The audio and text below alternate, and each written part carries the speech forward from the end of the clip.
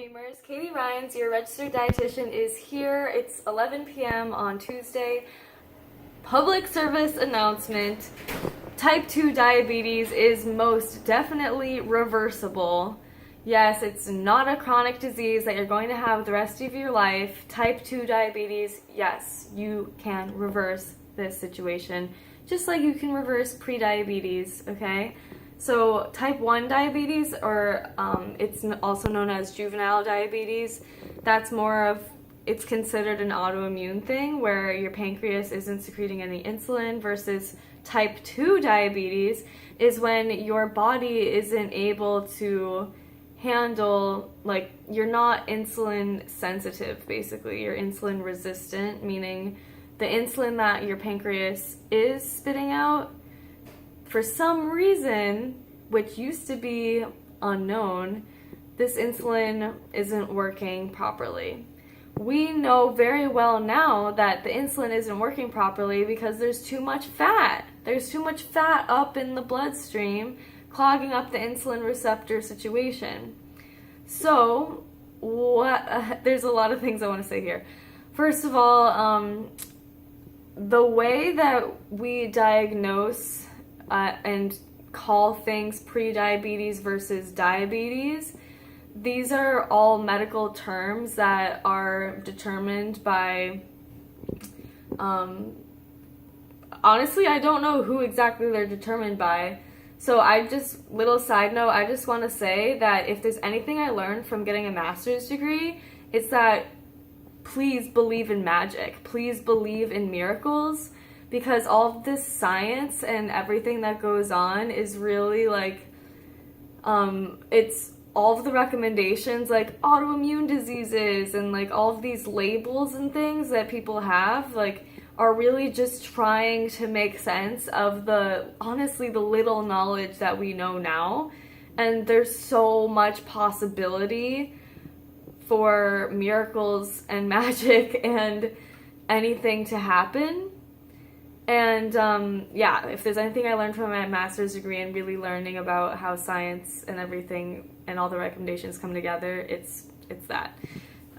So that put aside, yes, so fat, having too much fat in the diet has been like a serious issue, which is why I highly, highly do not at all recommend a ketogenic diet, even a plant-based high-fat diet, high-protein diet. This is not a good idea. Why? Because you're basically putting your body in a pre-diabetic state.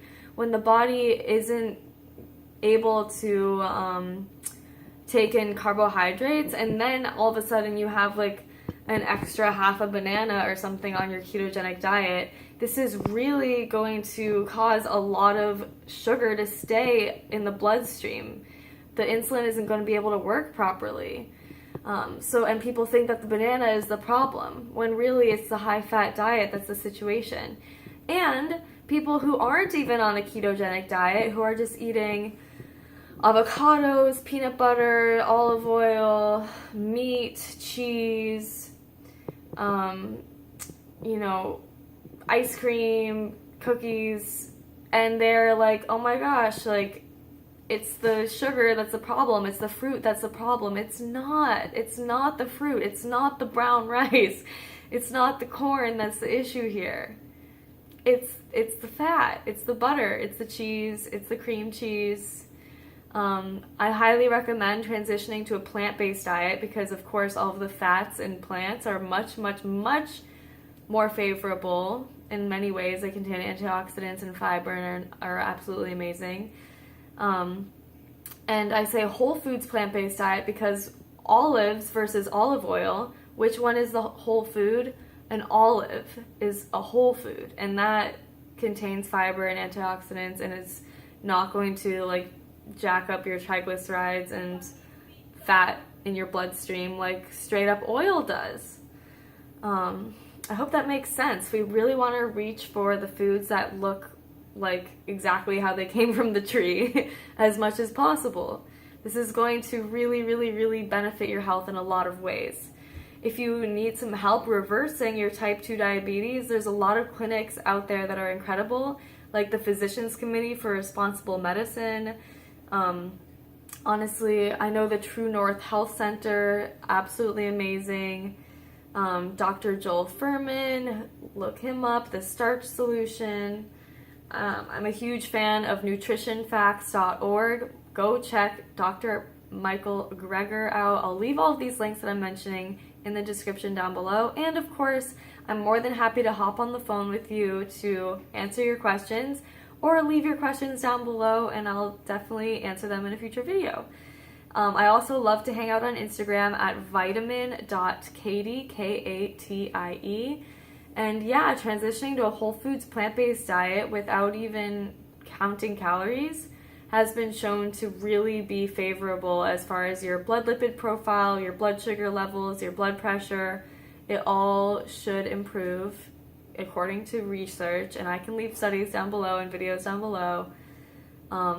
I have lots of experience with this. I'm more than confident, and you can do it too. You are not the exception to the rule. I feel like we tend to make excuses for ourselves, like, oh, this worked for this person, well, it won't work for me. That's not true. You're a humanoid.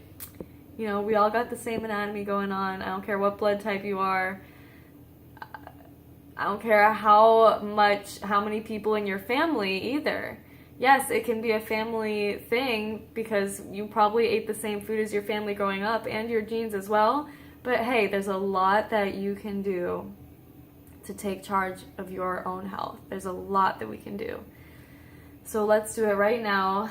Let's go to bed at a decent hour. And seriously, actually, that's one reason for overeating. I'm gonna say, if there's anything that I can do to help you to stop with the sugar cravings and overeating on carbs and just having cravings and overeating in general, lots of studies have shown that not sleeping enough really does increase your cravings for the high caloric dense foods like ice creams and carbs and fatty foods.